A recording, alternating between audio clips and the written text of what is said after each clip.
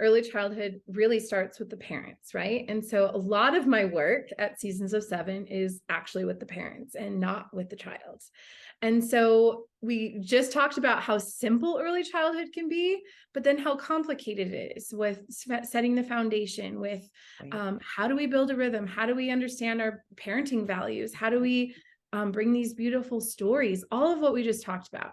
So my work with Seasons of Seven is to help you make that easier. Words and images in fairy tales have a potency on their own. Stone, fire, wood, mother, father, bread, tree, house, son, daughter. Above all, fairy tales speak the archetypical language of relationships and consequences.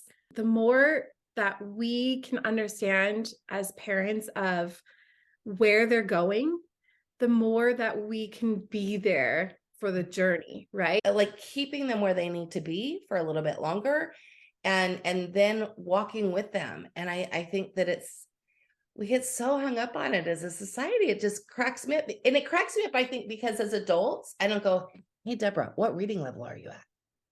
So how do we feel the child is ready for class 4? It is not about simply, can they read, can they do times tables? Right. It's really not about that. Those things they may be able to do, they hopefully are all able to do. But if they're not, they have time to learn them. They will have time to practice. I start this little tradition that you have to have a plant with you during those 4 weeks. Melissa, something beautiful happens. They give them names, they water them. Some children will take them out when we do movement, and those plants really live, and then. So overall, we have math, we introduce algebra, we go with business math, percentages, interest rates.